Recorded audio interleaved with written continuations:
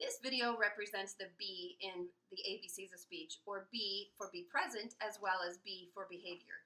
First, I want to talk about and address being present. You want to know what your child's goals are off of the IEP or the IFSP, or in private therapy, just what the goals are that the therapist is incorporating into therapy.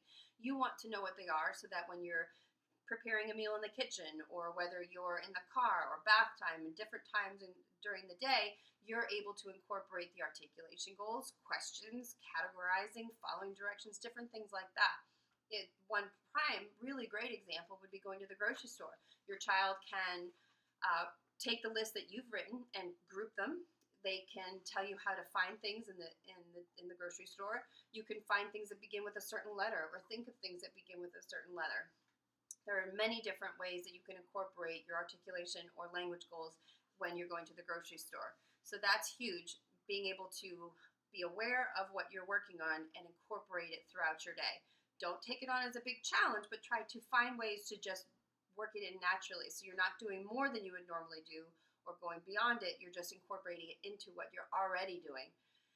The other thing is, if your child has a behavior problem and your child doesn't listen or follow directions or has a lot of tantrums, you need to work on and address the behavior before you can have a high expectation that the communication is going to flourish or progress. So it might take a couple weeks when you start with the therapist, or you start a new goal, or you start something that's challenging for your child, because if they don't have any words and they don't have a way to express their wants and needs, their tantrum is their form of communication. So teaching them signs and teaching them a simpler, more basic form of communication in order to build them up to words and sentences to be able to express their wants and needs is the first step. So don't be discouraged when they have the tantrum, because that's their form of communication. You need to accept that that's what they're doing and rely on sign language, or talking to your child and trying to figure out what it is that they want, and then teaching them those words and trying to build a communication base between the two of you in order to then minimize the frustration that they're feeling, which ultimately causes the tantrum.